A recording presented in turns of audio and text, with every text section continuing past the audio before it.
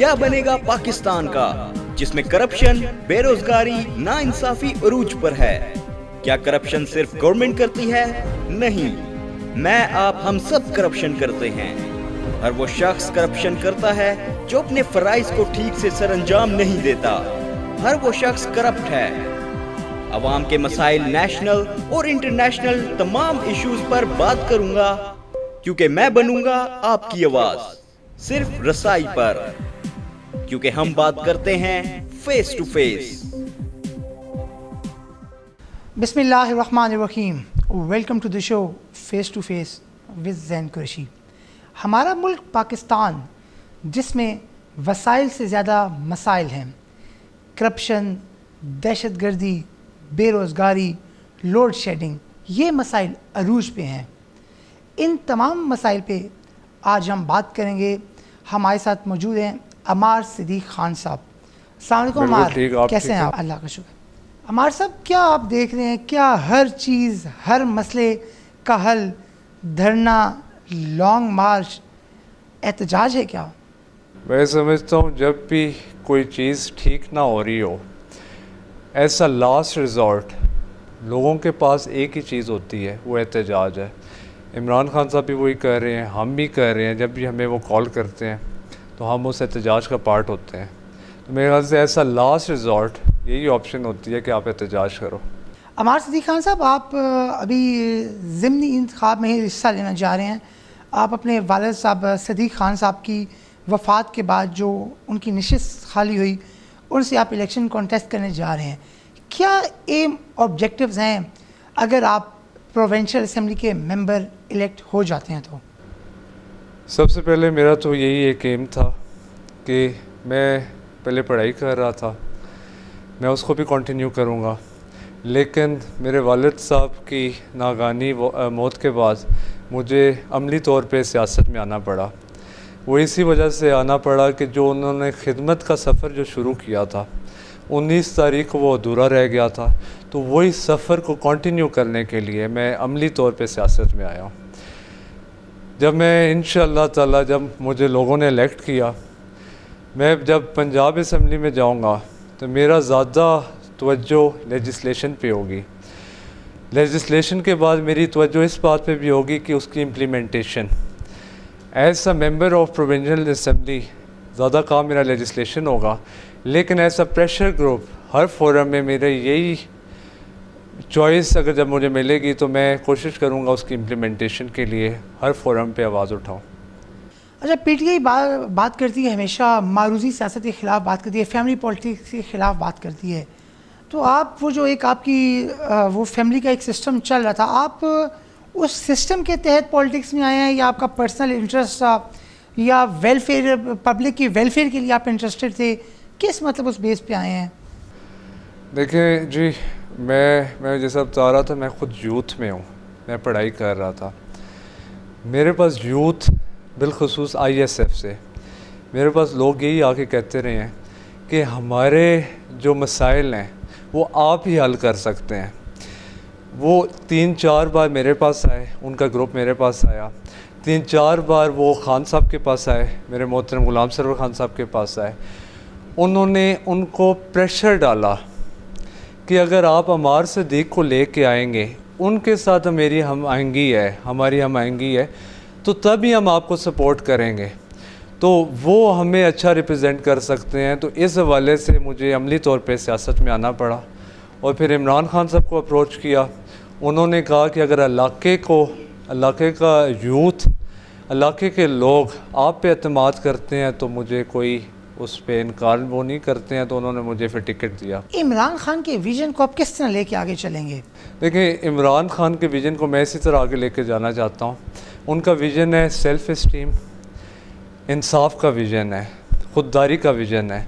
तो मैं वही विज़न आगे लेके जाना चाहता हूँ। पिछले 2013 से मेरे वालिद, मेरे ताया गुलाम सरवर खान साहब इस पार्टी से मुंसलिक हैं, तो मैं वो इस पार्टी में बहुत कंफर्टेबल हैं। इस हवाले से कंफर्टेबल हैं कि जो उनका एलिगेशन है पाकिस्तान मुस्लिम लीग नवाज़ के ख़िलाफ़ और पाकिस्तान नेशनल लेवल पे, उनकी जो आइडियोलॉजी है वो मेरे ख्याल से बहुत अपीलिंग है, तो मैं इंशाल्लाह ताला वही आइडियोलॉजी को परस्यू करूँगा और अपने वालिद का मिशन कंटिन्यू। आपके वालिद साहब 3 दफ़ा मेंबर प्रोविंशियल असेंबली और नाज़म भी रह चुके हैं 2 दफ़ा। आपके ताया सरवर ख़ान साहब 2 बार MNA 2-3 बार MNA रह चुके हैं, मिनिस्टर भी रह चुके हैं। तो क्या मतलब इस सारे जो टाइम पीरियड में आपने अपने इलाके को क्या डिलीवर किया है, क्या चेंजेस आई हैं, हेल्थ के हवाले से क्या रिफॉर्म्स आप लेके आए हैं, एजुकेशनल इश्यूज़ पे क्या लेके आए हैं, क्या वो जो एक सफ़र है उसको आप किस आप आगे फर्दर लेके चलेंगे? ज़ैन कुरैशी, मैं पहले आपको थोड़ा सा करेक्ट करता हूँ, उनको इतना मौका नहीं मिला है। हम मोस्ट ऑफ द टाइम हम अपोजिशन में होते हैं। आप कह रहे हैं वो 3 बार प्रोविंशियल मेंबर बने हैं, वो एक बार ये इलेक्शन लड़े हैं तो एक ही बार वो प्रोविंशियल मेंबर इलेक्ट हुए हैं। जब भी उन्हें चांस मिला है, सबसे अच्छा हमें चांस मिला था लोकल बॉडीज़ के इलेक्शन के बाद। मैं समझता हूँ जो लोकल बॉडी का जो कानून था, ऑर्डिनेंस था, मेरे वालिद से बेहतर लोकल बॉडीज़ का ऑर्डिनेंस कोई नहीं जानता था। जब तक आप वो ऑर्डिनेंस बेहतर नहीं जान सकते हैं तो आप उसके बदौलत क्या खिदमत कर सकते हैं। मैं समझता हूँ लोकल बॉडीज़ के ऑर्डिनेंस को पूरी तौर पे इम्प्लीमेंट मेरे वालिद साहब ने किया। वो एक कंप्लीट इंस्टीट्यूशन से लोगों के ज़ाती मसले से लेके गली कूचे के मसले सारे उन्होंने हल किए। जो चीज़ें अदालतों में, थानों में हल नहीं होती थी, वो लोगों को इकट्ठे बिठा के, दोनों पार्टीज़ को, दोनों हरीफों को इकट्ठे बिठा के हल कर देते थे। मेरे ख्याल से इससे बड़ा क्रेडिट कोई नहीं है। तरक्की के लिहाज से, डेवलपमेंट के लिहाज से इतने प्रोजेक्ट्स हैं, मैं उनको मेंशन नहीं कर सकता हूँ। स्टेट ऑफ द आर्ट उन्होंने यहाँ कॉलेज दिए, यूनिवर्सिटी दी, पॉलीटेक्निकल इंस्टीट्यूट्स दिए, डिस्पेंसरीज दी। फिर under the shelter of calf league हमने रेस्क्यू 1122 का, हमने एक एम्बुलेंस सर्विस इधर दिया था, हमने एक फायर ब्रिगेड सर्विस दिया था, जो उसके बाद आज तक ये चीज़ें नहीं आई। घर घर, गली गली हमने गैस, बिजली फ्राहम की। जो आप फायर रेस्क्यू 1122 की बात कर रहे हैं और 2-3 आपने और इक़दाम करवाएँ, वो तो देखा जाए वो तो आई थिंक PMLQ जो एक डिक्टेटर की जमात थी, वो तो उसने सारा किया था, तो उसका क्रेडिट आप अपने उस पर ले रहे हैं। मैं समझता हूँ कि आजकल जमहूरियत के नाम पे भी डिक्टेटरशिप है। आप डिक्टेटर्स के दौर में भी आप देख लें 8% आपका GDP ग्रो कर रहा था, आज ये कहते हैं 4% GDP ग्रो कर रहा है। पाकिस्तान की पॉपुलेशन 4% ग्रो कर रही होगी, GDP ग्रो नहीं कर रहा है। अगर किसी डिक्टेटर ने भी पाकिस्तान के लिए अच्छा काम किया है तो हम उसके साथ भी हैं, लेकिन जो काम सिविलियन रिप्रेजेंटेटिव डेमोक्रेसी कर सकती हैं वो ये लोग काम नहीं कर सकते। मैं आपसे कह रहा था कि हर चीज़ इमरान खान साहब जैसे कहते हैं हम सड़कों पे आ जाएंगे, हम ये कर देंगे, हम लॉन्ग मार्च करेंगे, हम धरना देंगे। गवर्नमेंट को जब भी प्रेशराइज करना हो तो वो एक धरने की कॉल देते हैं। ठीक, तो आप जैसा कि एक पढ़े लिखे हैं, वेल एजुकेटेड हैं, तो इस सोशली इकनॉमिकली जो लॉस होते हैं वो हमारे ताजर भाइयों को बियर करना पड़ता है। उसके बारे में आप क्या कहेंगे? बजाय तो ठीक है, काइंड ऑफ इस्लामाबाद में कंसर्ट एक हो जाता है, हम लोग भी इंटरटेन हो जाते हैं, दुनिया भी इंटरटेन हो जाती है, लेकिन उसे इकॉनमी का कितना लॉस होता है? क्या इस बारे में आपका क्या व्यू है? मैं पहले भी काफ़ी लोगों ने मेरे से ये सवाल किया था, आपके भी एक सवाल में मैंने ये कहा था कि ऐसा लास्ट रिजॉर्ट आप एजिटेशन करते हैं, ऐसा लास्ट रिजॉर्ट। पाकिस्तान में डेमोक्रेसी इतनी वेल इस्टेब्लिश नहीं है, मैं कहता हूँ वो सिलेक्टिव डेमोक्रेसी है। दुनिया भर में जब इतने लेवल पे एहतजाज होता है तो हुकूमतें चेंज हो जाती हैं, एक नई डेवलपमेंट आती है। पाकिस्तान के इंस्टीट्यूशन लोग पर्सनल मकासद के लिए इस्तेमाल कर रहे हैं। अगर देखें, एहतजाज की बदौलत दुनिया भर में डॉलर जो बैरल का रेट था, तेल का रेट था, वो बहुत ज़्यादा था। पाकिस्तान मुस्लिम लीग नवाज़ की गवर्नमेंट ने वो रेट नीचे नहीं लाने दिया, एजिटेशन के बदौलत वो रेट नीचे आया। आज मैं एक बात ये भी कहना चाहता हूँ, मैं इलेक्शन में आया हूँ, मेरे सियासी हरीफ जो 3.5 साल वो फंड्स नहीं इस्तेमाल कर सके, वो आज उसी के बदौलत वो इलेक्शन कैंपेन में आए हैं। हम ये चाहते हैं अगर हमारी वजह से वो फंड्स लगते हैं तो वो लगाने दें, अगर आवाम का भला होता है तो वो होने दें। आप इकॉनमी का कह रहे हैं, इमरान खान का जब भी धरना होता था एक अच्छा पॉजिटिव इमेज जाता था पाकिस्तान को। FDI ज़्यादा आती थी पाकिस्तान में, फॉरेन डायरेक्ट इन्वेस्टमेंट पाकिस्तान में ज़्यादा आती थी। आप मुझे कह रहे हैं वो कम हो रही है, वो ज़्यादा होती थी, एक अच्छा इमेज आता था। आप स्टॉक मार्केट में एक इंडेक्स अच्छा इम्प्रूव हो जाता था कि यार ये एक पॉजिटिव इमेज आ रहा है कि कोई ऐसी पार्टी है जो करप्शन के ख़िलाफ़ इलेक्शन में आई है, धरनों में आई है, तो वो ओवरऑल उनको भी एक सुख का वो सांस ले रहे हैं कि हम एक ऐसी पार्टी है, हमारी इन्वेस्टमेंट्स मैच्योर होंगी, हमारी इन्वेस्टमेंट सेफ हैं। वो मेरे ख्याल से सारा क्रेडिट इमरान खान को देना चाहता हूँ मैं। अच्छा, नया पाकिस्तान, इमरान खान साहब हर बार जिक्र करते हैं नया पाकिस्तान, नया पाकिस्तान। ये नया पाकिस्तान की डेफिनेशन क्या है? देखिए, नया पाकिस्तान, मैं पहले भी काफ़ी दोस्तों से कह रहा था, KPK में कुछ नज़र आता है। फॉर एग्जाम्पल क्या नज़र आता है? यही आपको बता रहा हूँ, अर्ज़ करता हूँ। KP में क्या नज़र आता है एजुकेशन के हिसाब से? पहले घोस्ट स्कूल्स होते थे, घोस्ट टीचर्स होते थे। आपके रिकॉर्ड में स्कूल्स भी होते थे, रिकॉर्ड में टीचर्स भी होते थे। आपके नेशनल अकाउंट से, गवर्नमेंट के अकाउंट से उनको पैसे भी दिए जाते थे, लेकिन वो सर्विसेज प्रोवाइड नहीं करते थे। इमरान खान की वजह से वो सर्विसेज प्रोवाइड कर रहे हैं, जिसकी वजह से एक ट्रस्ट डेवलप हुआ। जो ट्रस्ट डेफिशिएंट एक नेशनल लेवल पे है वो कम हो रहा है। एजुकेशन के पॉइंट ऑफ व्यू से मैं आपको बता चुका हूँ। अस्पतालों के पॉइंट ऑफ व्यू से, अस्पतालों में इमरजेंसी में डॉक्टर्स अवेलेबल नहीं थे, इमरान खान की वजह से आज डॉक्टर्स अवेलेबल हैं। पुलिस स्टेशंस पे इमरान खान एक मॉडर्न पुलिस स्टेशन दे रहा है। पुलिस स्टेशन की पहली बार आउटलुक ही चेंज हो गई है। वन विंडो ऑपरेशन है, एक वेलकमिंग सा एक अप्रोच उन्होंने अपनाई है। अच्छा, आफ्टर 18 अमेंडमेंट सूबों को जो इख्तियार दे दिए गए हैं, खान साहब ने कहा था कि हम अपनी बिजली बनाएंगे। अभी तक KPK में क्या कोई लोड शेडिंग का कोई हल निकले? अभी तक क्या उन्होंने किया है? KPK में तो इमरान खान की पार्टी है, उनको बनानी चाहिए। कितने टाइम से बना लिए हैं खान साहब ने? लेकिन मुझे वो पहले उसका तो कंप्लीट करने दें।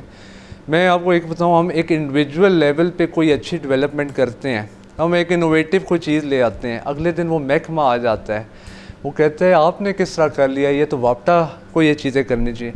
एक इंडिविजुअल लेवल पे ये चीज़ें नहीं करने दी जा रही हैं, तो वो KPK गवर्नमेंट वो क्या चीज़ें करेगी?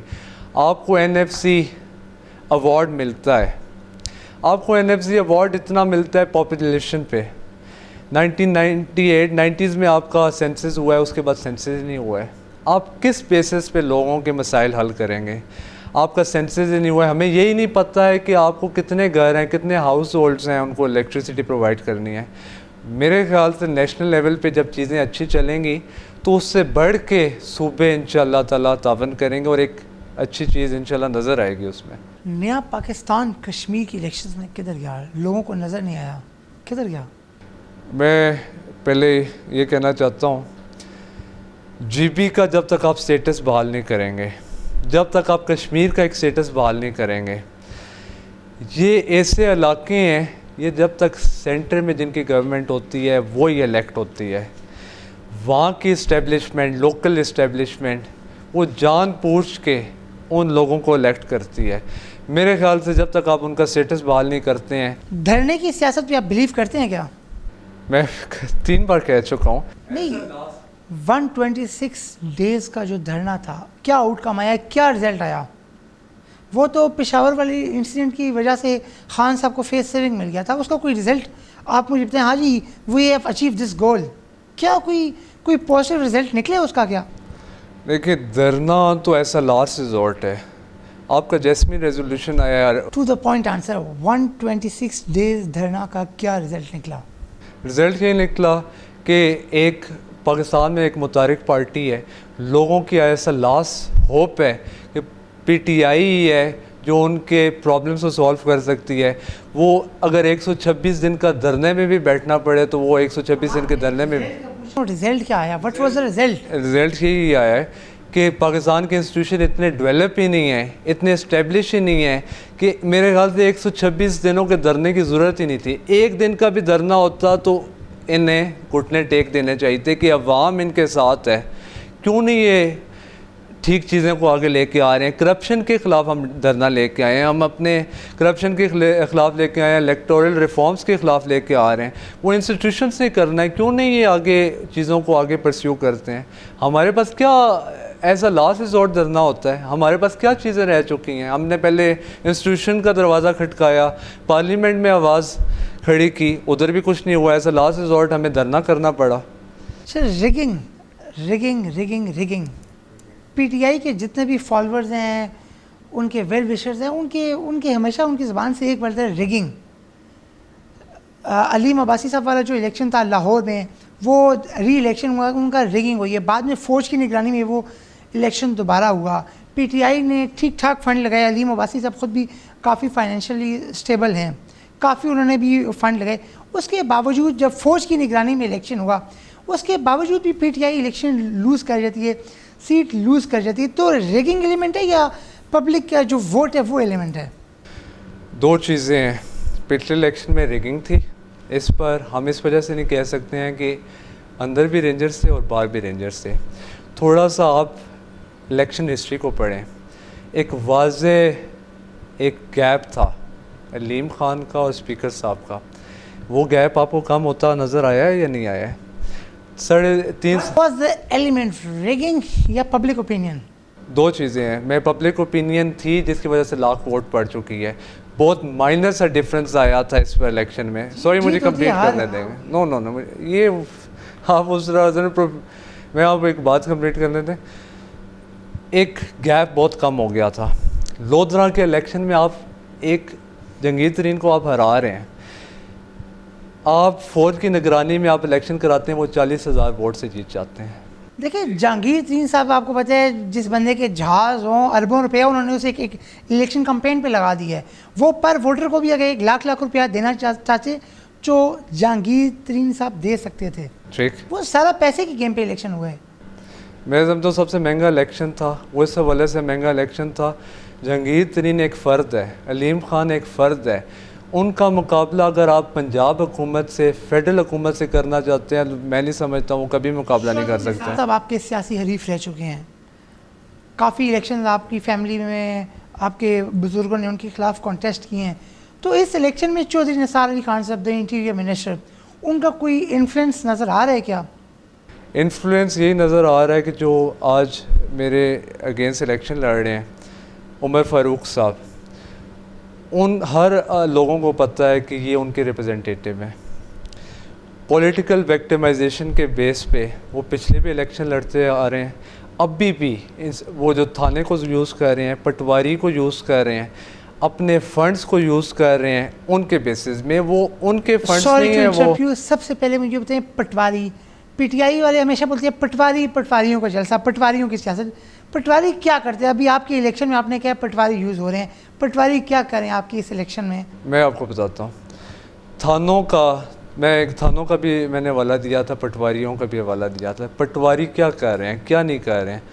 45 लाख रुपया पर मंथ गरीब लोगों से वो लेके चौधरी निसार साहब को वो प्रोवाइड करते हैं as a source of fund. Any evidence you have? मेरे पास क्यों नहीं एविडेंस है? बैरिया टाउन में supreme court, I think say out of blue मैं क्वेश्चंस का जवाब दे रहा हूँ, तो मुझे अगर आप टाइम देते तो मैं एविडेंस पे ले जाता। सबसे बड़ा एविडेंस मैं आपको देता हूँ, ये मैं नई बात नहीं कर रहा हूँ, ये हर बंदा ये बात करता है। बैरिया टाउन ने बिल बोर्ड्स में ये लिखा था कि इन चीज़ों का जवाब दें।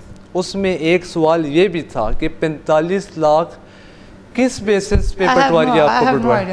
मुझे उसके बारे में कोई नहीं है। चलें आप, ये मैंने टू द पॉइंट आपसे इस आंसर किया था। पटवारियों का इस वजह से कह रहा था, सोर्स ऑफ फंड, ठीक है। थाने की मैं बात करना चाहता हूँ। थाने का क्या होता है, हमारे कोई सपोर्ट करने को निकलता है, अगले दिन उसको झूठा पर्चा हो जाता है।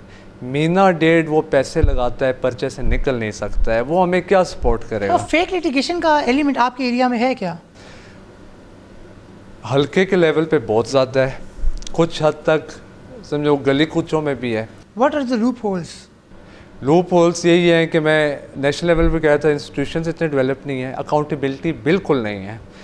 एक बंदे को राइट्स नहीं पता है, इंडिविजुअल्स को राइट्स नहीं पता हैं, वो इंडिविजुअल की राइट्स को पता ना होने की वजह से इंडिविजुअल इन्फॉर्म नहीं है, इन थानों को में चीज़ें पता होते हैं तो वही चीज़ें इंफॉर्मेशन नहीं होती है, इंफॉर्मेशन गैप की वजह से वो एक्सप्लॉयटेशन होती है। आप राइट्स की बात कर रहे हैं, बेसिक फंडामेंटल राइट्स के बारे में आपका क्या व्यू है, और गैरत के नाम पर कत्ल, हॉनर किलिंग के बारे में आपका क्या व्यू है?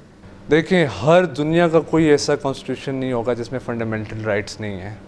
कॉन्स्टिट्यूशन बनता ही फंडामेंटल राइट्स को प्रोटेक्ट करने के लिए।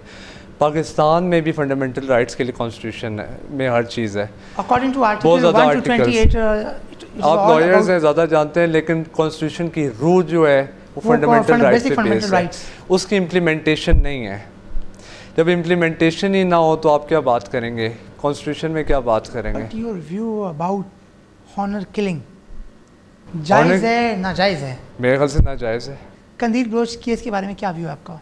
देखें, उसको किसी और सोशल मीडिया पे उसका जो रवैया था, मैं ज़्यादा उसको फॉलो भी नहीं करता रहा हूँ, उसको करेक्ट करना चाहिए था, उसको मीडिया से ब्लैक आउट करना चाहिए था। आप मीडिया ने उसको इतना हाइप क्रिएट किया। मैं कभी भी जिसमें किलिंग इन्वॉल्व हो, मैं किस तरह एक इंसान होते हुए मैं किस तरह उसको फेवर कर सकता हूँ? आपको ब्लैक आउट करना चाहिए था, एक अपना जरगा भेजना चाहिए था कि आप ये गलत कर रहे हैं, इस्लाम के रूह से ये चीज़ें ठीक नहीं हैं, लेकिन आपने उसको ब्लैक आउट नहीं किया, उसको आपने चीज़ें प्रमोट की। कंदील बलोच ना किसी शोबे से वाबस्ता थी, वो एक फ़र्द थी, इतना प्रमोट उसको किया गया। देखिए, इंटरनेशनली हमारे पाकिस्तान का इमेज कंदील बलोच की हयात जब वो थी तब भी डैमेज हुआ, उसके बाद भी डैमेज हुआ कि हॉनर किलिंग पाकिस्तान में बहुत ज़्यादा है। क्या जब कोई चीज़ हद से ज़्यादा एक लिमिट एक्सीड हो जाती है तो उसका सोल्यूशन ये होता है क्या?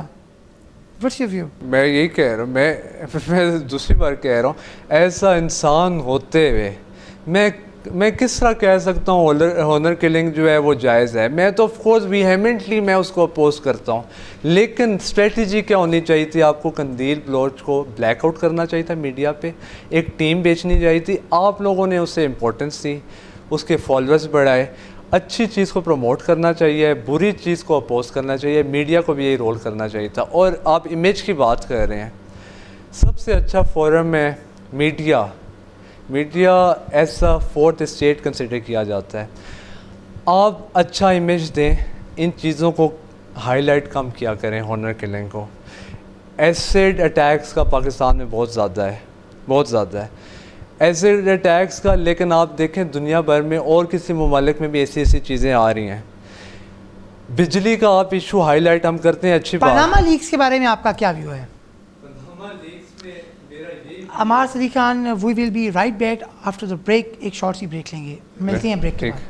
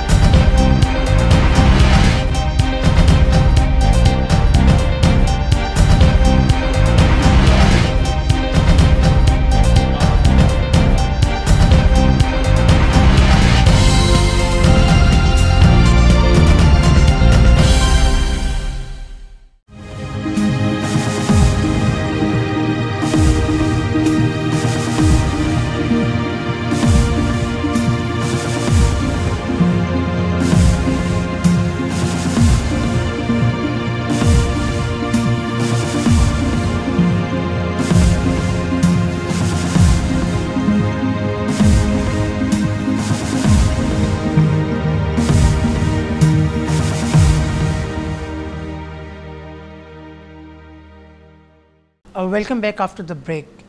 अमार, हम बात कर रहे थे पनामा लीक्स की। पनामा लीक्स का क्या फ्यूचर है? वक्ती तौर पे गवर्नमेंट को प्रेशर देना, स्टेट के ख़िलाफ़ जाना कि हम रोडों पे आएंगे, धरना देंगे, एहतजाज करेंगे, लॉन्ग मार्च करेंगे, क्या ये कोई कंक्लूजन की तरफ बात जाएगी? सिर्फ धरना ही सोल्यूशन है पनामा लीक्स का? पनामा लीक्स का फ्यूचर आप क्या देख रहे हैं? देखिए, पनामा लीक्स का फ्यूचर यही है कि हम एक एहतसाब की रैली इमरान खान ने निकाली है जो मुख्तलिफ़ शहरों में थी और बड़े लोग कसीर तादाद में उस रैलीस में आए हैं। फ्यूचर यही है, हम उसको ऐसा प्रेशर ग्रुप हम हर वक्त रहेंगे। जो गलत पॉलिसी हैं पनामा लीक्स में भी हम ऐसा प्रेशर ग्रुप, ऐसा vibrant party of Pakistan PTI हम इंशाल्लाह एक प्रेशर क्रिएट कर रखेगी। बाकी चीज़ें अल्लाह ताला के हाथ में हैं, हमारी नीयतें साफ़ हैं, हमारे हाथ में मेहनत ही है। हम उन्हें हर फोरम पे उनको अपोज करेंगे कि आप गलत हैं, उनको अपोज करेंगे, इन चीज़ों को हाईलाइट करेंगे और इसी की बदौलत हम इंशाअल्लाह ताला, अगर अल्लाह ताला इनका एहतसाब कर देता है, नहीं तो हम इसी इमरान खान एहतसाब साहब से की भी 2 ऑफशोर कंपनीज निकली हैं, उसके बारे में क्या कहेंगे? वो तो जो भी जस्टिफिकेशन देनी है वो कहते हैं जी मैंने वो इंग्लैंड वाला फ्लैट बेचा था तो मेरे पास पैसे। बनी गाला जो 400 कनाल का घर है वो, उसकी भी जस्टिफिकेशन ये देते हैं जी मैंने तो जी फ्लैट भेजा था इंग्लैंड वाला। अभी पनामा की जो 2 ऑफशोर कंपनीज आई हैं उसमें भी खान साहब यही बोल रहे हैं कि मैंने तो जी वो एक फ्लैट बेचे, क्या क्या हो सकता है? देखिए, जो बनी गाला का वो कहते हैं जो लैंड उन्हें है जहाँ उनकी रहाइश है, वो फ्लैट उन्होंने बेचा था, वो कहते हैं कि मुझे गिफ्ट मिली है इन लॉस की तरफ से। दूसरा, जो आप पनामा को आप रेफरेंस आप ले रहे हैं इन चीज़ों के लिए, आपने पनामा में ये देखना है कि आया पाकिस्तान से चीज़ें जा रही हैं या आ रही हैं, पाकिस्तान से पैसे गए हैं या उधर से आए हैं। इमरान खान का ये क्लेम है कि मेरे 2 फ्लैट्स हैं जो उनकी क्रिकेट में जो उन्होंने पैसे कमाए हैं, एक बहुत बड़े लेजेंड थे, दुनिया आज उन्हें लेजेंड कहती है, जो उन्होंने पैसे कमाए वो पाकिस्तान में लगे, बेशतर ज़िंदगी उनकी बाहर रही। वो फ्लैट्स उन्होंने उस पैसे से लिए, उसके रिकॉर्ड्स भी उन्होंने दिए और आज उनका ये क्लेम है कि मैंने पाकिस्तान से पैसा लेके नहीं गया, उधर से फ्लैट्स जो कमाई जो थी क्रिकेट से आई थी वो पैसे मैं पाकिस्तान लेके आया हूँ, पाकिस्तान से लेके नहीं गया हूँ। तो एक वाज़ह डिफरेंस है जो हमारे एलिगेशन है नवाज शरीफ साहब पे और उनकी फैमिली पे और इन पे, ये तो एलिगेशन है ही नहीं। करप्शन का इल्ज़ाम हर पार्टी पे है, चाहे काफ हो, पीपल्स पार्टी हो, लेकिन खान साहब का जो हॉस्पिटल रन कर रहे हैं, शौकत खानम हॉस्पिटल, बहुत मशहूर नाम है, लेकिन उसके बारे में उसके भी कोई बेशुमार करप्शन स्कैम्स आए हैं, उसके बारे में क्या व्यू है आपका? देखिए, करप्शन आपने कहा है कि हर पार्टी में है। सबसे पहले तो मैं ये कहता हूँ कि हर पार्टी एक दूसरे को पिन पॉइंट करती है कि हाँ जी यू आर करप्ट, लेकिन इसमें तो इमरान खान का साहब का खुद जो हॉस्पिटल जो एक चंदे पे चल रहे, चैरिटी पे चलने वाला हॉस्पिटल, उसके फंड्स यूज़ हुए हैं इलेक्शन कैंपेन्स में, ये ऑन द रिकॉर्ड्स है, ऑन द फैक्ट्स हैं। अच्छा, मैं वो आप कह रहे हैं हर पार्टी में इल्ज़ामात हैं, फिर आपने इमरान खान का कैंसर हॉस्पिटल के बारे में बात की है। इल्ज़ामात हर पार्टी में है लेकिन उनके ख़िलाफ़ एक्शन किसी पार्टी ने भी नहीं लिया है। KPK ने, इमरान खान ने करप्शन के अगेंस्ट मिनिस्टर्स, अपने MPAs को फ़ारिग किया। कौन सी ऐसी पार्टी है, मुझे आप नाम लेके बता दें, जिन्होंने करप्शन के अगेंस्ट अपने ही मेंबर्स को अभी भी जमात इस्लामी के बेशुमार मिनिस्टर्स हैं जो करप्शन में इन्वॉल्व थे, लेकिन खान साहब ने तो कोई एक्शन लिया। वो स्टार्ट में मीडिया का प्रेशर रिलीज़ करने के लिए अगर 1-2 मिनिस्टर्स, वो भी जिनके पास कोई हाई फाई मिनिस्टर्स नहीं थी, कोई 1-2 छोटे मोटे मिनिस्टर्स, वो भी मीडिया का प्रेशर रिलीज़ करने के लिए और एक एग्जाम्पल सेट करने के लिए उनको अगर डिसमिस कर दे तो आई डोंट थिंक सो कि अगर वो इतनी अच्छी एग्जाम्पल बड़ा इकदाम है। अगर वो इतनी अच्छी एग्जाम्पल सेट करते हैं तो मेरे ख्याल से हर पार्टी को एग्जाम्पल सेट करना चाहिए। उसके बाद में बेशुमार मिनिस्टर्स इन्वॉल्व हैं करप्शन में। अभी वो जो एक अली जैदी साहब भी आपके मिनिस्टर्स हैं, उनका एक करप्शन का स्कैम है, उनको तो अभी तक नहीं फारिग किया गया। मैं आपको एक बात बताता हूँ, आपने कहा है कि जमात इस्लामी का आपने हवाला दिया है, वो अलाइंस में पार्टी है। शेरपाव साहब की पार्टी थी, वो अलाइंस में पार्टी थी। करप्शन के अगेंस्ट ही इमरान खान उस पार्टी से अलहदा हुए हैं। पहली बात तो मैं ये हाईलाइट करना चाहता हूँ। दूसरी बात, आप ये कह रहे हैं कि एज अ सिर्फ एग्जाम्पल सेट करने के लिए, जब तक आप मीडिया का एग्जाम्पल प्रेशर रिलीज़ करने के लिए, एग्जाम्पल सेट नहीं, मीडिया का प्रेशर रिलीज़ करने के लिए अगर आप एक 2 छोटे मोटे मिनिस्टर्स को फारिग करते, तो मैं नहीं समझता कोई अगर उन्होंने उसके वो स्टार्ट पे किया था क्योंकि एकदम खान साहब भी के ऊपर पेन पॉइंट हो रहे थे, हमारा मीडिया कर रहा था, उनके अपने लोग पेन पॉइंट कर रहे थे कि हाँ जी आपकी पार्टी में भी करप्शन है। वो जस्ट मीडिया का प्रेशर रिलीज़ करने के लिए उन्होंने अपने 1-2 मिनिस्टर फारिग किए, नथिंग एल्स। देखिए 2 मिनिस्टर भी फारिग किए, फिर एक अलाइंस में जो पार्टी गवर्नमेंट में थी KPK में, उनसे भी अलहदा हुए। बाकी भी जो करप्शन के केस आएंगे ऑफ कोर्स मुझे पता है कि वो उसी तरह इम्प्लीमेंटेशन होगी बकौल आपके, अगर मीडिया की वजह से उन्होंने किया, अगर अच्छी चीज़ किया है तो मैं उनके साथ। तैयब उर्दगान तुर्की के जो प्राइम मिनिस्टर थे, उनके लिए आवाम सड़कों पे आई, क्या कुछ नहीं किया, टैंकों के आगे लेट गए, उन्होंने एक स्टैंड लिया डेमोक्रेसी के लिए। तुर्की की आवाम ने जैसे स्टैंड लिया, क्या हम लोग पाकिस्तानी आवाम डेमोक्रेसी के लिए कभी स्टैंड लेंगे, या हम सिर्फ डेमोक्रेसी को डिरेल करने के लिए कभी धरना देंगे, कभी लॉन्ग मार्च करेंगे, कभी कोई रैली निकालेंगे? तुर्की और हमारा क्या कंपैरिजन है? वो डेमोक्रेसी को के स्टैंड के लिए टैंकों के आगे लेट रहे हैं और हम लोग डेमोक्रेसी को डिरेल करना चाह रहे हैं। देखिए मैं सबसे पहले क्रेडिट देना चाहता हूँ तुर्की के अवाम को, उनको इस वजह से क्रेडिट देना चाहता हूँ कि उन्होंने जब कू हुआ था तो उसको रेजिस्ट किया था, सबसे पहले मैं उन्हें क्रेडिट देना चाहता हूँ। अब पाकिस्तान हमें बहुत अजीज़ है। मैं समझता हूँ कि जब आपके पास कॉन्फ्लिक्ट ऑफ इंटरेस्ट होता है तो आप बैठते हैं, उसके लिए तौर तरीके आप बहुत डिफरेंट होते हैं। आप अपने बड़ों को शामिल करते हैं, बड़े शामिल ना हो सके आप प्रेशर क्रिएट करते हैं, वर्बली आप प्रेशर क्रिएट करते हैं, वो ना हो सके आप सड़कों पे आते हैं। मेरे ख़्याल से पाकिस्तान की डेमोक्रेसी मजबूत इन्हीं चीज़ों से होगी कि लोग प्रोटेस्ट कर रहे हैं, बुरी पॉलिसीज़ को बुरा कह रहे हैं, अच्छी पॉलिसीज़ को अच्छा कह रहे हैं। मेरे ख़्याल से इससे डेमोक्रेसी मजबूत होगी।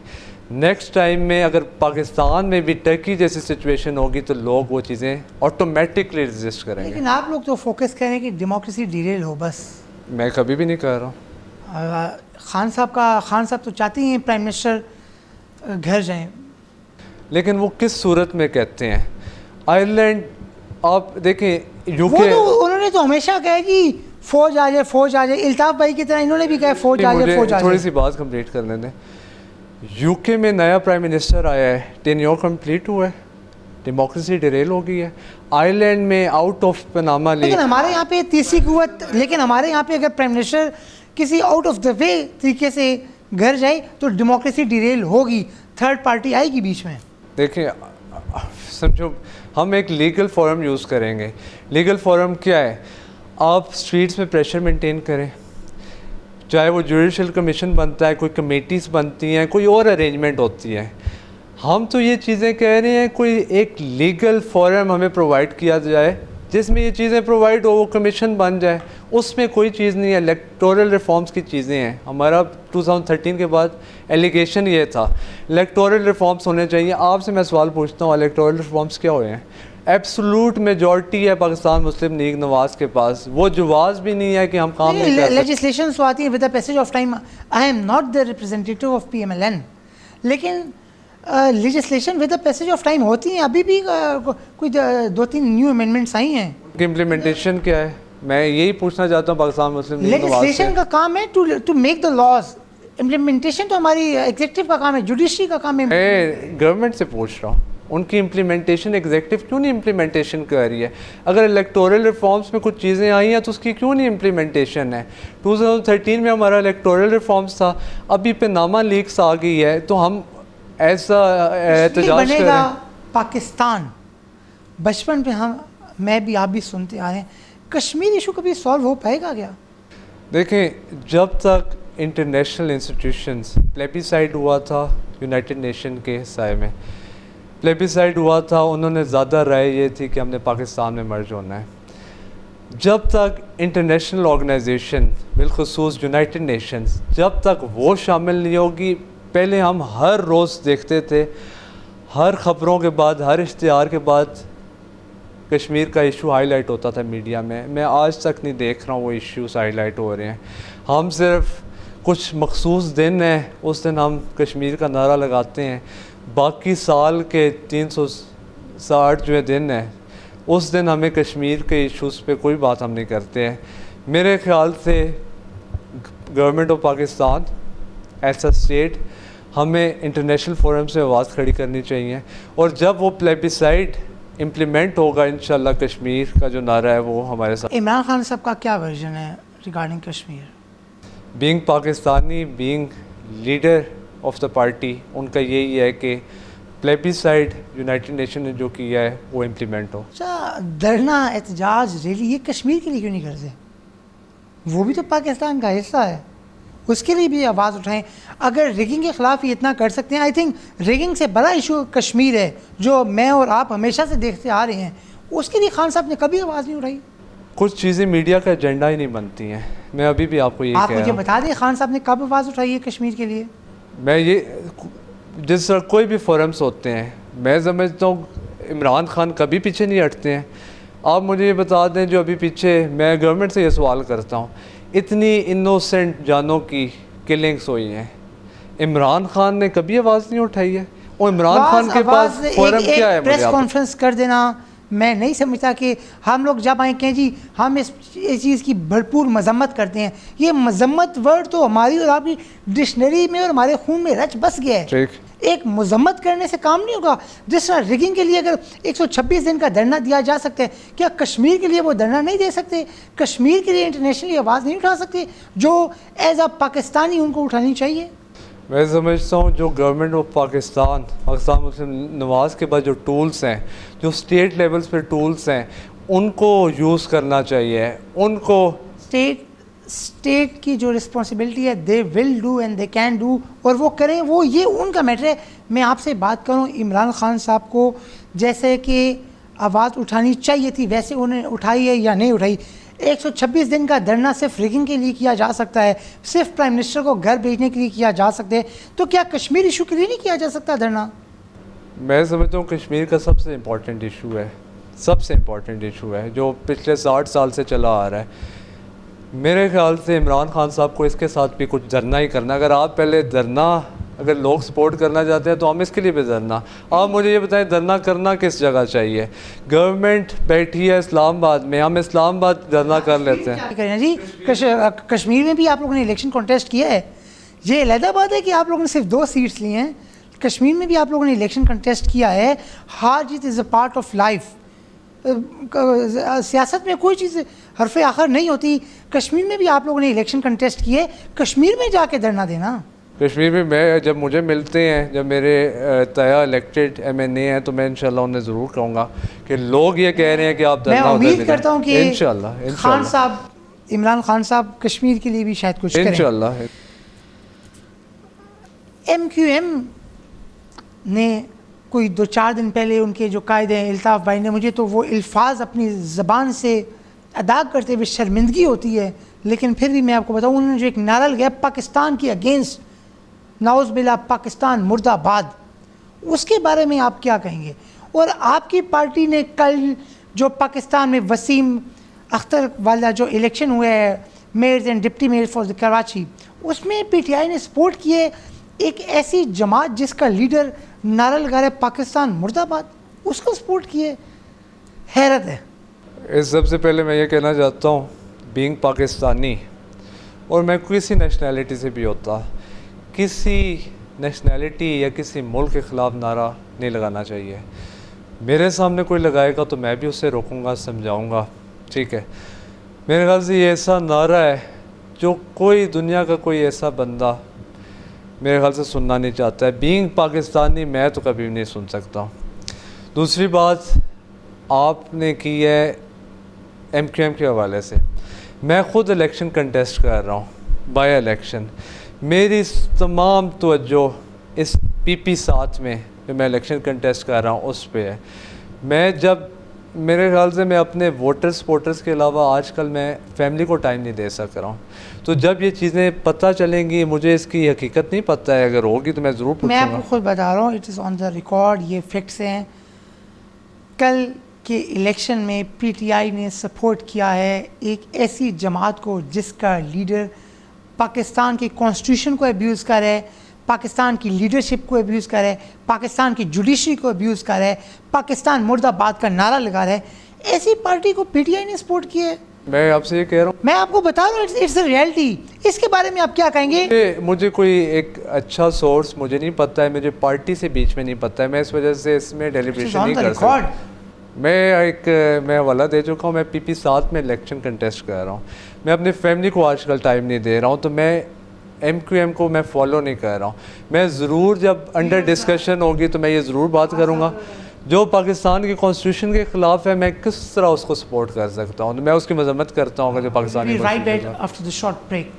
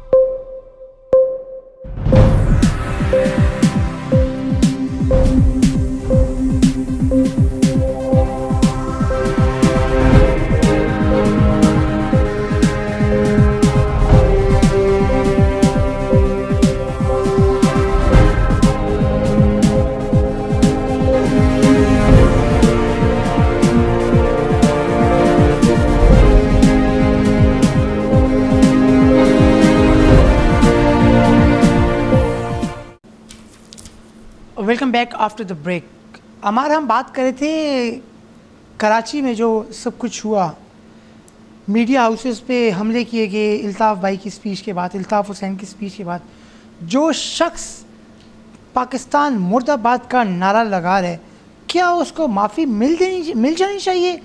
फ़ारूक सत्तार की एक प्रेस कॉन्फ्रेंस के बाद क्या सब कुछ हालात वैसे नॉर्मल हो जाएंगे? क्या आप समझते हैं? मेरे ख्याल से अगर उनकी तकरीर के बाद अगर ये हुआ है, मेरे ख्याल से प्रोटेस्ट करने का ये तरीक़ाकार नहीं था। मीडिया हाउसेस पे अगर गिराव हुआ है, मैं उसके बिल्कुल ख़िलाफ़ हूँ और मज़म्मत करता हूँ। मेरे ख्याल से जो कराची में ऑपरेशन चल रहा है, रेंजर्स को राइट्स देने चाहिए। राइट्स क्या देने चाहिए कि आजकल इशू बना हुआ है कि रेंजर्स को सिंध गवर्नमेंट आगे आने नहीं दी जा रही है, एक्सटेंशन पे इशू आ रहे हैं। मेरे ख्याल से जो रिज़ल्ट्स हैं बहुत अच्छे रिज़ल्ट्स हैं, मेरे ख्याल से रेंजर्स को एक्सटेंशन देनी चाहिए। मेरे ख्याल से रेंजर्स और हम लोग ही कराची का अमन बहाल कर सकते हैं। ऐसी चीज़ें अमन कभी बहाल नहीं कर सकते हैं कि एक प्रेस कॉन्फ्रेंस फिर मीडिया हाउसेस का गिराव। मेरे ख्याल से मैं तो उसके ख़िलाफ़ हूँ। रेंजर्स की एक्सटेंशन के लिए मैं उन्हें सपोर्ट करता हूँ। कराची में इतना सब कुछ हुआ, इमरान खान साहब ने आवाज़ नहीं उठाई, ना उन्होंने कोई मीडिया हाउस का दौरा किया। क्या बाकी तो आप हर जगह जाते हैं, मीडिया वाले भी एक इंसान है, मीडिया वाले भी एक भाई हैं। कैमरे के पीछे लोगों की बेशुमार कुर्बानी है। आज़ादी सहाफ़त, अदलिया बारी तहरीक में मीडिया ने कितना रोल अदा किया है। इमरान खान साहब के जलसे को 126 दिन हमने कवरेज दी। हमारे ऊपर ब्लेम भी है कि इन्होंने मीडिया वालों ने पैसे दिए, मीडिया वालों ने ये किए, मीडिया वालों ने प्लॉट्स दिए। नहीं, हम लोगों ने सिर्फ़ और सिर्फ जो हमें ठीक लग रहा था, हमारा फ़र्ज़ था कि हम धरने को कवरेज दें। सारी बातें एक पब्लिक थी आप लोगों के साथ, लेकिन हमारे जो इतना बड़ा एक मीडिया के साथ इंसिडेंट हुआ है, इल्ताफ़ हुसैन एक गद्दार, जिसको नेशनली एक गद्दार डिक्लेयर किया जाए, जो पाकिस्तान मुर्दाबाद का नारा लगा रहा है। मैं नहीं समझता कि गद्दार के अलावा उनके साथ कोई और वर्ड सूट करेगा। खान साहब का इस बारे में कोई वर्जन नहीं आया, कब बड़ी हैरत की बात है। आप अदलिया का कह रहे थे, जो पाकिस्तान में जब ये मूवमेंट स्टार्ट हुई थी अदलिया के लिए, सबसे ज़्यादा सपोर्ट इमरान खान ने किया था। उसके बाद मैं इस हवाले से ट्रिब्यूट पेश करना चाहता हूँ। आप कह रहे थे कि सबसे ज़्यादा कवरेज मीडिया ने दी है।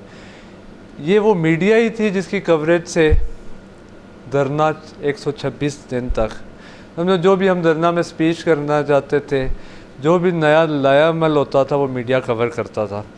मैं उसको सलूट पेश करना चाहता हूँ। उसके बाद मैं ये कहना चाहता हूँ कि जब भी, जैसा कि मैंने पहले भी कहा है कि तमाम तवज्जो मेरी पीपी 7 में बाय इलेक्शन पे है। मैं अपनी फैमिली को भी आज टाइम नहीं दे सक रहा हूँ। जब भी मैं मीडिया को बजाते ख़ुद ऐसा जो मैं कैंडिडेट हूँ पीटीआई से, मैं सपोर्ट करता हूँ। उनके ख़िलाफ़ कोई भी बात होती है, घेराव हुआ है, मैं उसकी मजम्मत करता हूँ।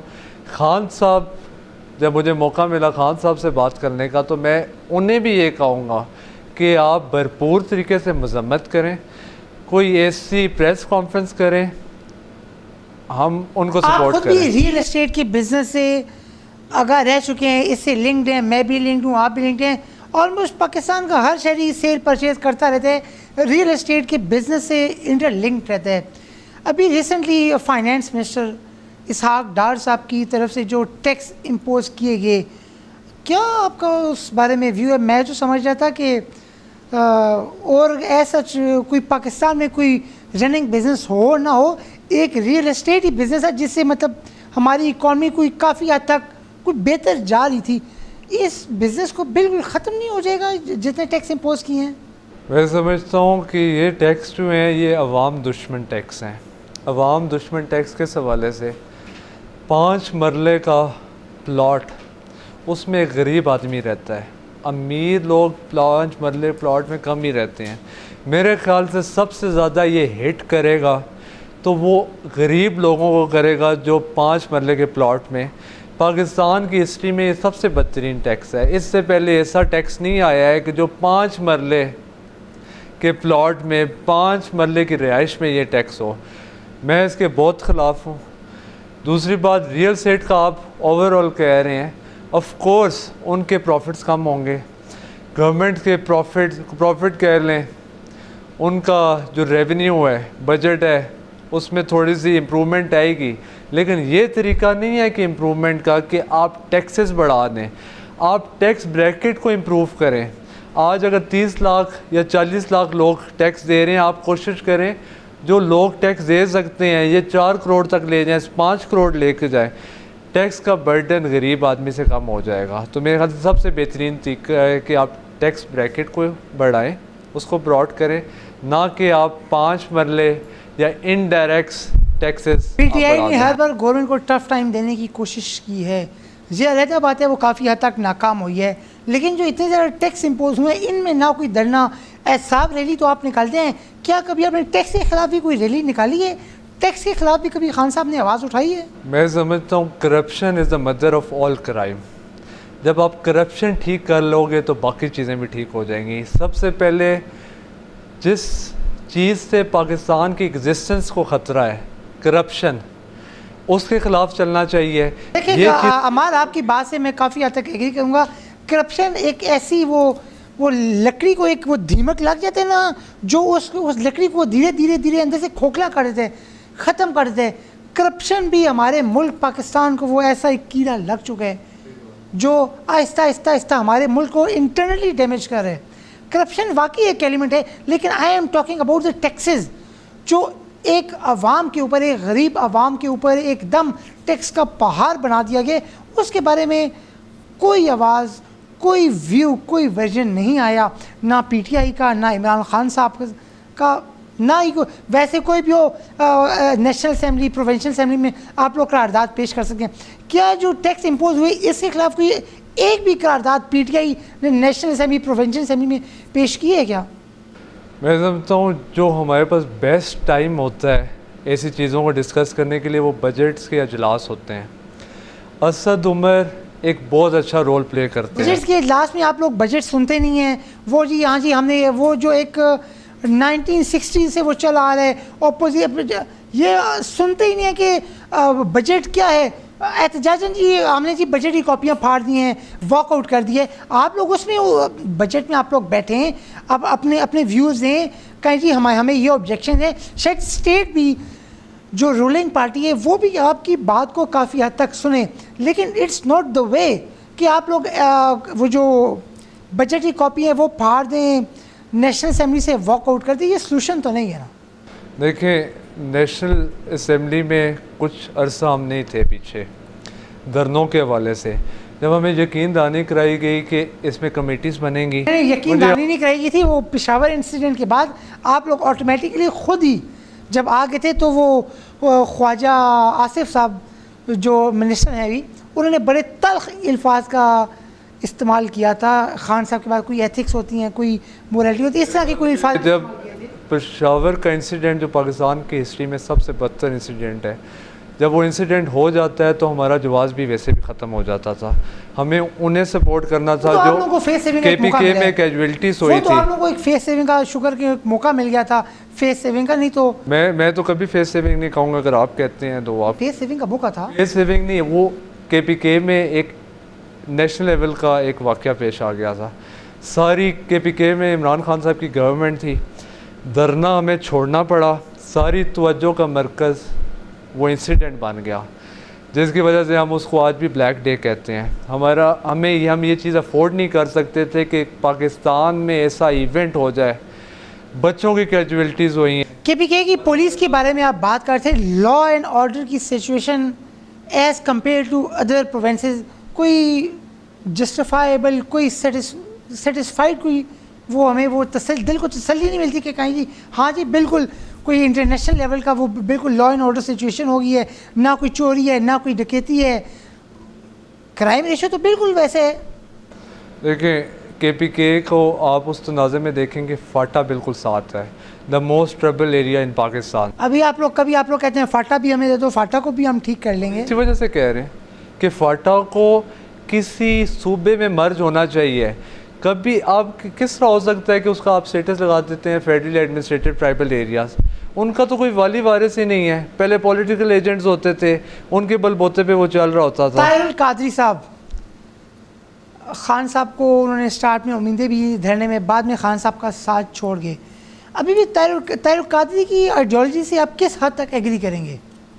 मैं आइडियोलॉजी से मैं एक बात पे उन्हें सपोर्ट करना चाहता हूँ, जो मॉडल टाउन में इंसिडेंट हुआ है, मैं उसके सख्त ख़िलाफ़ हूँ।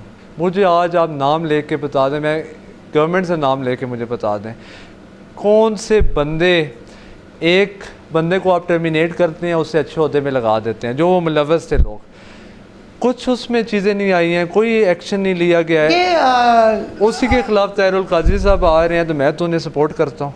जो सानिया मॉडल टाउन इंसिडेंट हुआ, उसमें जो DPO थे वो सस्पेंड हैं स्टिल अभी, जो SP साहब हैं वो भी उसमें सस्पेंड हैं अभी तक। प्राइम मिनिस्टर साहब के चीफ मिनिस्टर साहब के जो पर्सनल स्टाफ ऑफिसर थे वो भी अपने ओहदे से डिसमिस हो गए। बस उन्होंने तो अपने पास से किया, लेकिन उसका सलूशन क्या है? खाली एक डिसमिस कर देना सलूशन नहीं है। लेकिन उसके लिए आप लोगों ने जब प्रेशर दिया, ताहिरुल कादरी साहब ने प्रेशर दिया, उसके ऊपर जुडिशल कमेटी बनाई। उस कमेटी, आप लोगों ने भी मुतालबा था, ताहिरुल कादरी साहब और आप PTI पैट और PTI का दोनों का मुश्तरका मुतालबा था कि जुडिशल कमीशन कायम किया जाए। आप लोगों की ज़िद और हरदर्मी पे जुडिशल कमीशन कायम हुआ, FIR लॉन्च हुई, रिज़ल्ट उसका क्या निकला? आप लोगों ने कोई और रिलीफ नहीं मांगा था, आप लोगों ने सिर्फ और सिर्फ जुडिशल कमीशन का कहा था। जुडिशल कमीशन बन गया, क्या रिज़ल्ट निकला जुडिशल कमीशन का? देखें, एक टाइम गुजर चुका है, बरसी थी उन लोगों की, ठीक है, सानिया मॉडल टाउन की, उस हवाले से उन्होंने अरेंजमेंट्स किए। वो अगर प्रोटेस्ट है या उसे आप धरना कह लें, जो कुछ कह लें, उस हवाले से वो चीज़ें हाईलाइट कर रहे थे कि जी उन शोधा की बरसी है ये, उस हवाले से वो रोडों पे निकलना चाहते हैं। तो खान, अगर आप मेंबर प्रोविंशियल असेंबली इलेक्ट हो जाते हैं तो एजुकेशनल रिफॉर्म्स आप क्या लाएंगे अपने? देखिए, सबसे पहले मैं एक चीज़ को प्रमोट करना चाहता हूँ जो आजकल हो रहा भी है पंजाब में, पब्लिक प्राइवेट पार्टनरशिप जो एजुकेशन पे भी हो रही है, मैं उसको प्रमोट करूँगा फर्दर। दानिश स्कूल सबसे महंगे इंस्टीट्यूशंस हैं, मैं समझता हूँ ये हल नहीं है। KPK में मैंने जिस तरह कहा है, घोस्ट स्कूल्स और घोस्ट टीचर्स थे। सबसे पहले तो मैं इसके पीछे पढ़ूँगा, मैं आवाज़ खड़ी करूँगा कि क्यों घोस्ट स्कूल्स हैं, क्यों घोस्ट टीचर्स हैं, क्यों नहीं टीचर्स आते हैं, क्यों नहीं स्कूलों में फैसिलिटीज़ प्रोवाइड की जाती हैं। हेल्थ रिफॉर्म्स आप क्या लाना चाहेंगे? हेल्थ रिफॉर्म्स मैं तो ये कोशिश करूँगा जिस तरह GP बाकी कंट्रीज़ में है कि नेशनल लेवल पे आपको चीज़ें प्रोवाइड की जाती हैं, फ्री हेल्थ कवर होता है, आपको हेल्थ इंश्योरेंस मिली जाती है। तो मैं कोशिश करना चाहता हूँ कि ऐसी चीज़ पंजाब में मैं लेके आऊँ। आप पंजाब में हेल्थ रिफॉर्म्स लाना चाह रहे हैं, हेल्थ इंश्योरेंस की सूरत में हेल्थ रिफॉर्म्स लाना चाह रहे हैं, एजुकेशनल रिफॉर्म्स लाना चाह रहे हैं। अगर देखा जाए KPK में डॉक्टर्स सड़कों पे हैं, नर्सेज सड़कों में हैं, उनके ऊपर वो वाटर शेलिंग की जा रही है, उनका अगर आप वहाँ पे KPK में आपकी वो रूल कर रहे हैं आप लोग, अगर वहाँ पे CM आपका है, सब कुछ आपके है, आप लोगों की मेजॉरिटी, अगर वहाँ पे आप कुछ नहीं कर पाए, यहाँ पे आप क्या कर लेंगे? मैं इस इशू को आप थोड़ा बारीकी से देखें। मैं कंपेयर करना चाहता हूँ पंजाब से। यंग डॉक्टर्स का एहतजाज KPK में हुआ था या पंजाब में हुआ था? मैं वो NTS के हवाले से हो रहा है। थोड़ा सा आप चीज़ों को बारीकी से देखें। NTS is something else. वैसे भी वो लोग एहतजाज करें हमें परमानेंट किया जाए, वो तो यहाँ पे भी ये परमानेंट किया जाए। मैं उसको उस तनाज़े में आप देखें, यंग डॉक्टर्स का हुआ था पंजाब में, KPK में इस तरह की चीज़ नहीं है, जिसकी वजह से यंग डॉक्टर्स पाकिस्तान में पंजाब की वजह से ब्रेन ड्रेन हुआ है। KPK में आप लोगों ने कौन सी वो क्या कहते हैं दूध की वो नहरें बांधी हैं? KPK में आप लोग कहते हैं नया पाकिस्तान का आप लोगों ने हमेशा नारा लगाया है। कंपेयर करें पंजाब को भी आप कंपेयर करें KPK से, क्या रिफॉर्म्स लेके आए हैं? पंजाब में लॉ एंड ऑर्डर की सिचुएशन बहुत बेहतर है। हाँ, अभी वो एक किडनैपिंग की एक फ़िज़ा आई है, उसके ऊपर भी क्या फैक्टर्स हैं, वो भी लॉ इन्फोर्समेंट एजेंसी उस पर काम कर रही हैं। बाकी पंजाब से अब क्या नया KPK, क्या मैं भी नेक्स्ट टाइम PTI को वोट दूंगा अगर आप मुझे बता दें नया पाकिस्तान क्या KPK में नया पाकिस्तान। पंजाब में आप लॉ एंड ऑर्डर का कह रहे थे, वो क्या है? ये KPK का बताएं, छोड़ दे KPK। और चले मैं पहले KPK को कर लेता हूँ। नया पाकिस्तान, मैं आपको पहले भी कह चुका था, सॉफ्ट इन्वेस्टमेंट्स उधर हो रही हैं। सॉफ्ट इन्वेस्टमेंट क्या है? एजुकेशन में बेहतरी आना, हेल्थ में बेहतरी आना। एजुकेशन पंजाब में एजुकेशन रेट सबसे ज़्यादा है। रेट की बात कर रहा हूँ, क्वालिटी ऑफ एजुकेशन की आप नहीं बात करते हैं।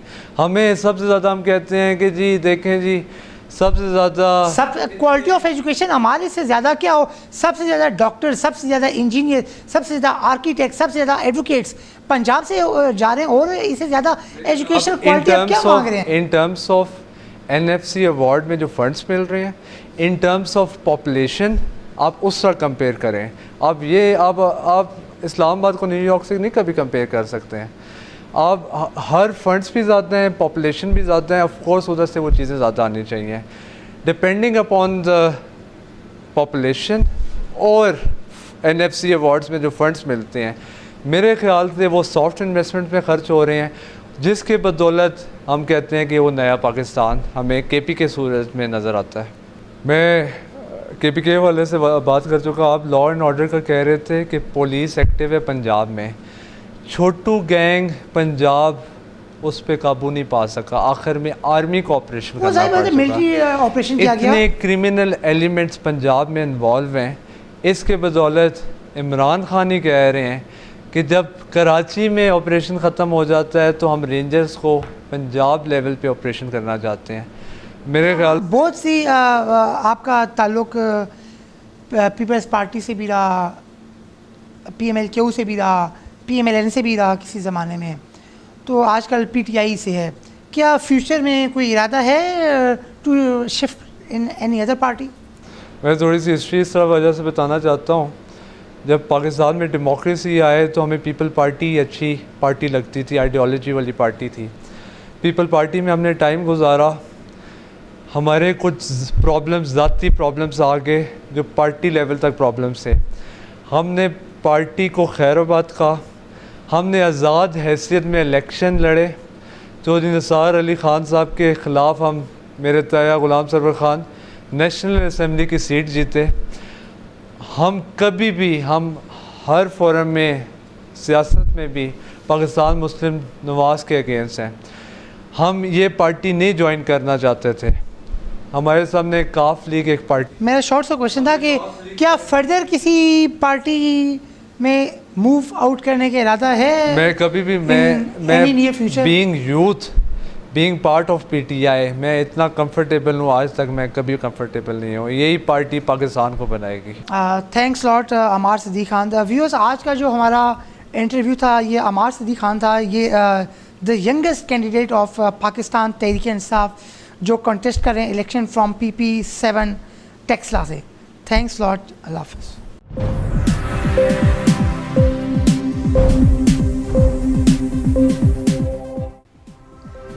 क्या बनेगा पाकिस्तान का जिसमें करप्शन, बेरोजगारी, नाइंसाफी उरूज पर है? क्या करप्शन सिर्फ गवर्नमेंट करती है? नहीं, मैं आप हम सब करप्शन करते हैं। हर वो शख्स करप्शन करता है जो अपने फराइज को ठीक से सरअंजाम नहीं देता। हर वो शख्स करप्ट है।